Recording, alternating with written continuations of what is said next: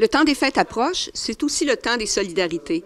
On pense aux rencontres de famille, on pense aux petites gâteries, aux petites douceurs, mais tout le monde n'a pas la même chance. Si vous voulez faire une vraie différence, la Sécurité alimentaire, dans sa campagne Noël 2021, vous donne plein de façons de contribuer, des gestes simples qui feront vraiment la différence pour les gens. Vous voulez en savoir plus? Restez avec nous. Bienvenue à l'Urbain.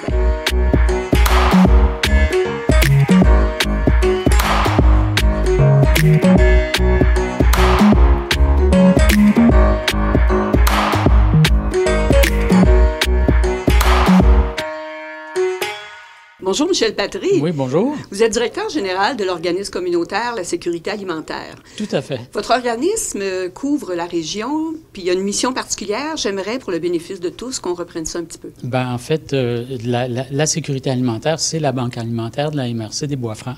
Alors, on couvre l'entièreté des municipalités de la MRC, mais on partage ce travail-là avec nos partenaires de Warwick qui couvrent les villes autour de Warwick et la même chose aussi là, avec Daveluy-Ville et puis les hauts-reliefs. Mais on est vraiment la banque alimentaire principale de la MRC d'Arthabasca.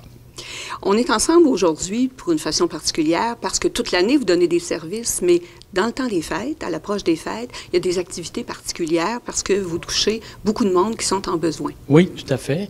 La campagne de Noël, qui est notre période principale de collecte de fonds, durant cette période-là, on fait 3 activités principales. En fait, une première activité qui est la distribution d'un sac dans le Publisac que vous allez recevoir cette semaine par la poste.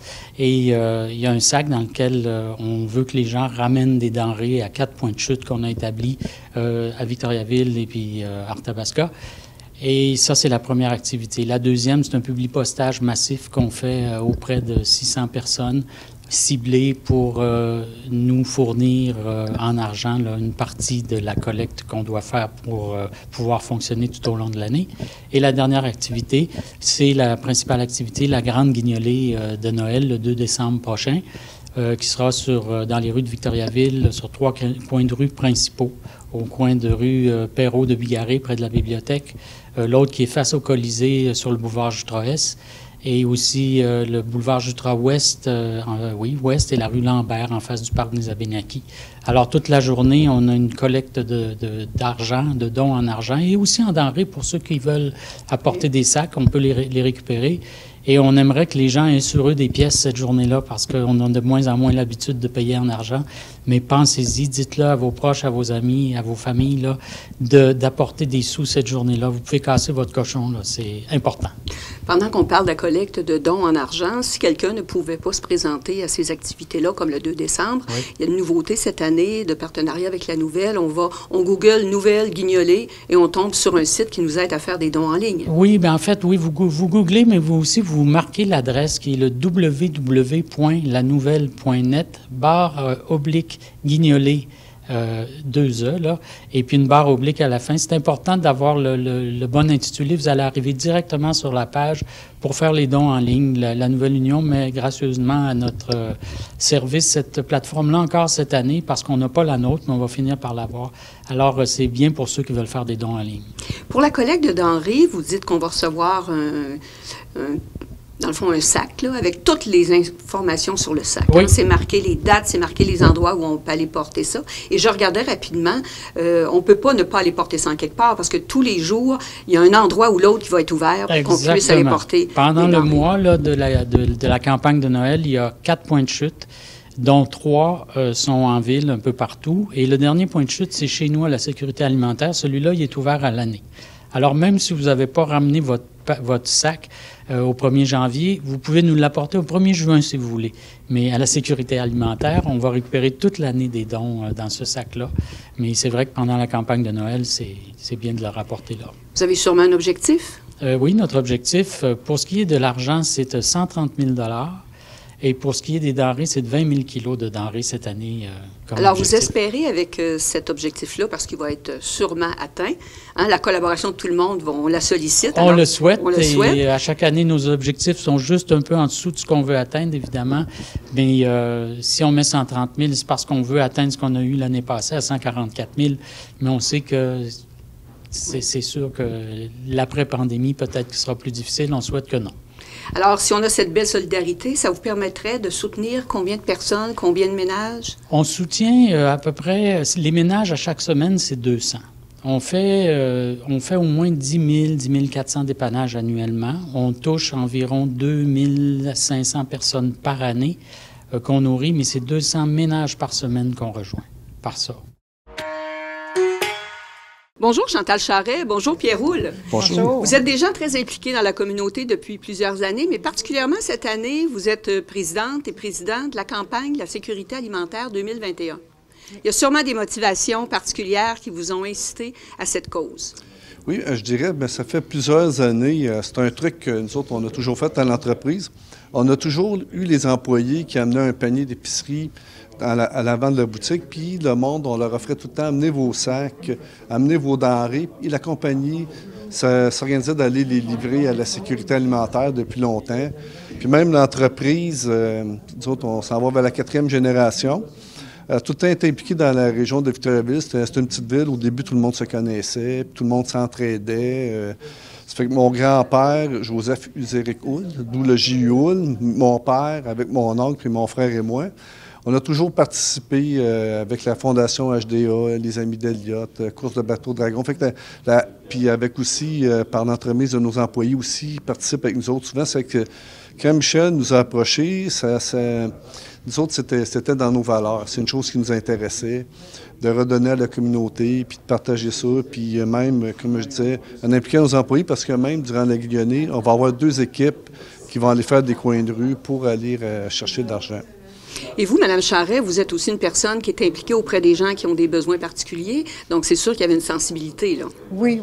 C'est sûr que de par mon travail, là, je suis sensibilisée aux besoins des autres.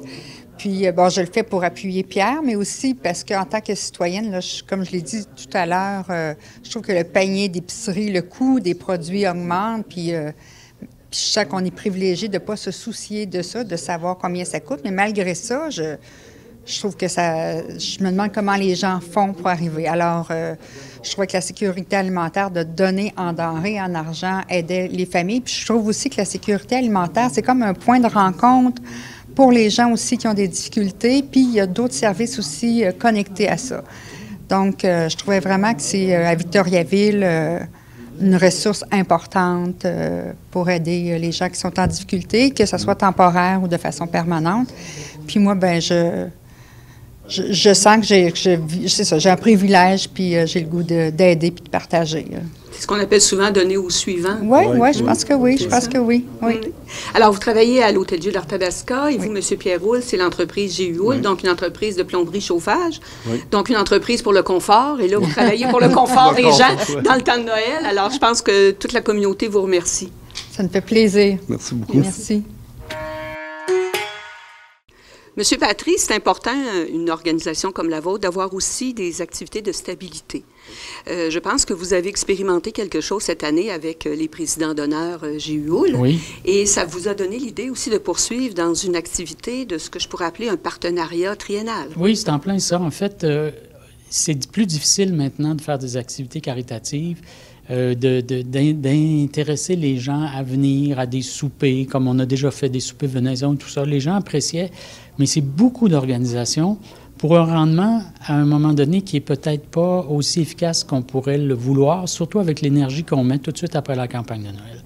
Alors, j'ai pensé à ça l'année passée, j'ai réfléchi ça beaucoup, j'ai essayé de mûrir ça, et je me suis dit, si on pouvait impliquer les entreprises, j'en prendrais une cohorte de 10 par année pendant 3 ans. Je les intéresse à ça en leur disant, sur 3 ans, j'aimerais que vous signiez une entente avec nous pour nous donner entre 3 000 et 10 000 à votre discrétion par année pendant 3 ans. Si j'en ai 10 et que chacune me donne 5 000 bien, je me retrouve avec un 50 000 par année pendant 3 ans. Ça fait 150 000 Ça me permet de sécuriser mon financement et puis d'avoir des gens qui, après 3 ans, s'ils veulent aider d'autres entreprises que la nôtre, d'autres organisations, peuvent dire, bien, j'ai fait ma part avec vous, je laisse ma place à d'autres, puis peut-être que je reviendrai dans 3 ans parce qu'on aime bien les garder et, les avoir. Mais déjà, là, j'ai commencé ça l'année dernière. J'ai déjà 2 entreprises, dont nos présidents d'honneur de cette année, J-Hull, qui ont dit, nous, ça nous intéresse. Et ils ont participé, eux, pour un montant de 5 000 $ par année pendant 3 ans. Et je dois, à partir de janvier, continuer ma recherche. J'ai presque 4 qui sont trouvés pour l'instant. J'ai l'entreprise de CR Gagnon qui a accepté aussi de le faire. Là, j'attends d'autres réponses.